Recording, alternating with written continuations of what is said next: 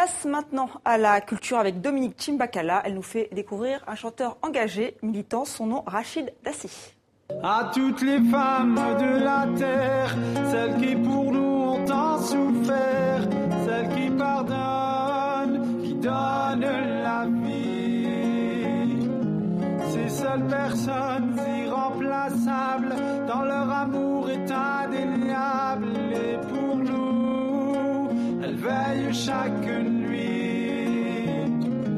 Que je regrette mon insolence, mon attitude, mes absences. Pourrais-je un jour me faire pardonner de toi qui a... Bonjour Dominique. Bonjour Estelle. Un joli titre à toutes les femmes. C'est le titre donc de cette chanson tirée de l'album de Rachid Dassi, chanteur engagé, c'est votre coup de cœur.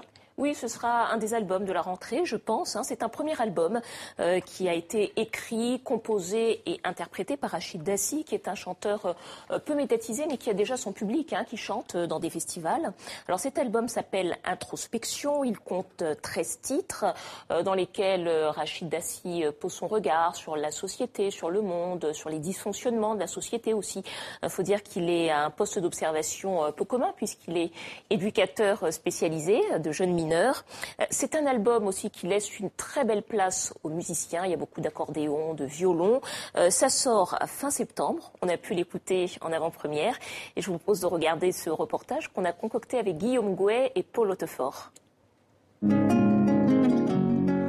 te dédie ces quelques vers. C'est près de toi que je suis mieux. J'aimerais te dire à ma manière que j'ai enfin compris que rien ne vaut l'amour d'une mère. C'est une chanson que j'ai dédiée directement à ma maman.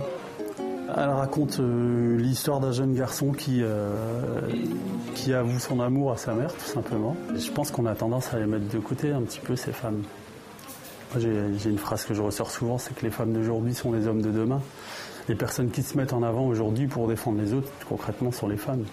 Où va le monde? Il devient fou. À chaque seconde, on crie au loup. Personne ne sait, personne n'entend. Tout le monde se tait, tout le monde prétend. Où va le monde? Il devient fou. À chaque seconde, on crie au loup. Personne ne sait, personne n'entend. Où va le monde? À travers cette chanson, j'avais envie de décrire le monde un petit peu comme je le vois en ce moment. Je trouve qu'il évolue d'une mauvaise manière, où les valeurs sont complètement inversées. Maintenant, c'est la loi du plus fort. Voilà. La plus belle valeur aujourd'hui, enfin j'ai la plus belle, mais la plus grande valeur, c'est qu'on défend, c'est la loi du plus fort. Je suis le plus fort, je suis le plus riche, c'est moi qui ai raison. Pour moi, la musique et le texte sont avant tout une thérapie. Et j'ai envie de mettre des mots, M-O-T-S, sur des mots, M-A-U-X.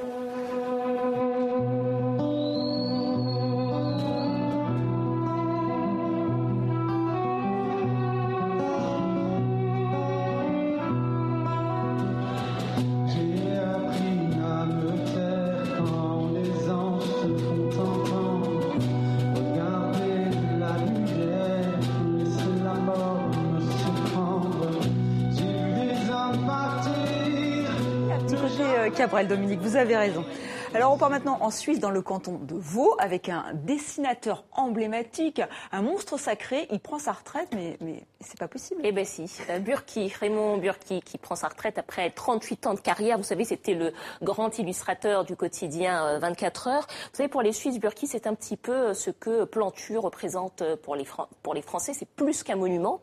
Et ces dessins ont accompagné toutes les évolutions de la société suisse. On va regarder avec nos confrères de la télévision suisse ce qu'en pensent les politiques et puis ce portrait qui lui est consacré. Tout le monde a le nez de couche-pas.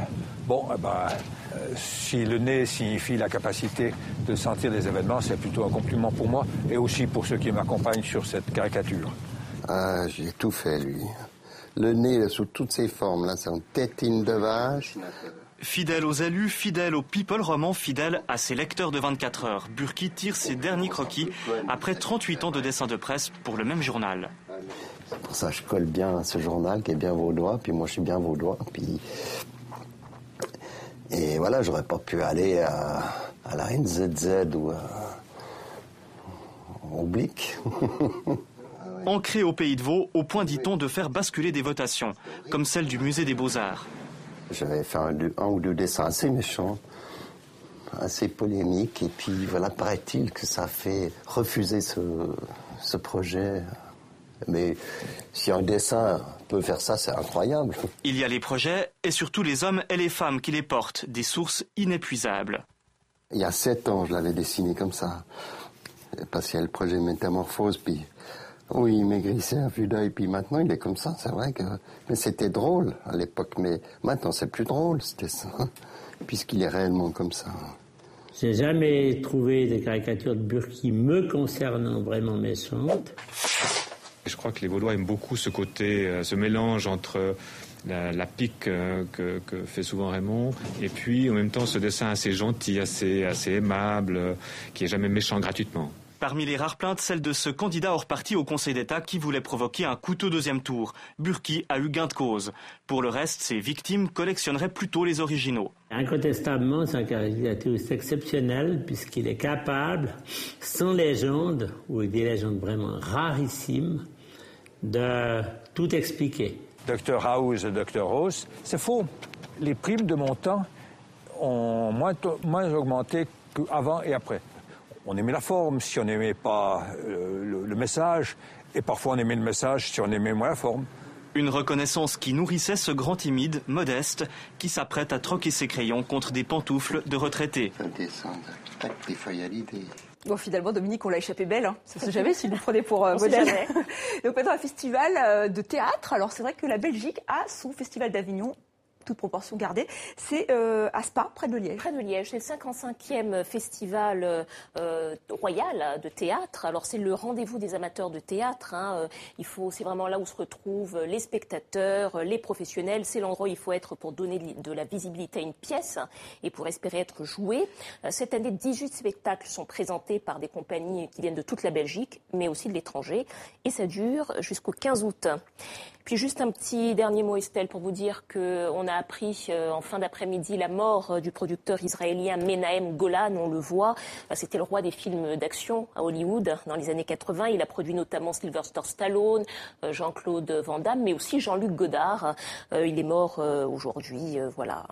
Jean-Luc Godard, Jean-Claude Van Damme ont été produits par lui. Très bien, merci Dominique et à très bientôt pour demander le programme. Demain, je crois qu'il y a une spéciale Locarno, le festival du film avec Jean-Baptiste Absolument. Urbain.